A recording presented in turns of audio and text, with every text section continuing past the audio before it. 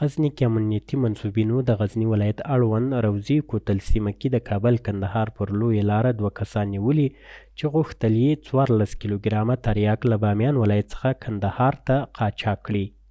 پولیس وایي دغه نشي توکي په ډیر مهارت په یو موټر کې ځای پر ځای شوي ول. دا خو په اندازه د 14 کیلو تریاک مواد مخدر دي چې له بامیان ولایت څخه کندهار ولایت ته انتقالول او د موږ مجاهدینو د روضي کوتل په چک پوینټ کشف او ونیول.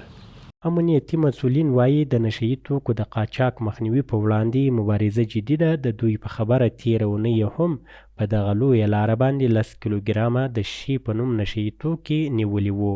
په تېره هفته کې تقریبا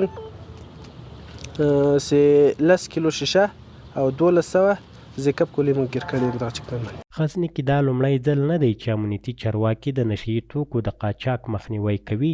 تر دې مخکې هم دې ولایت کې لسګونه کیلوګرامه بېلابېل نشهیي توکي نیول شوي دي.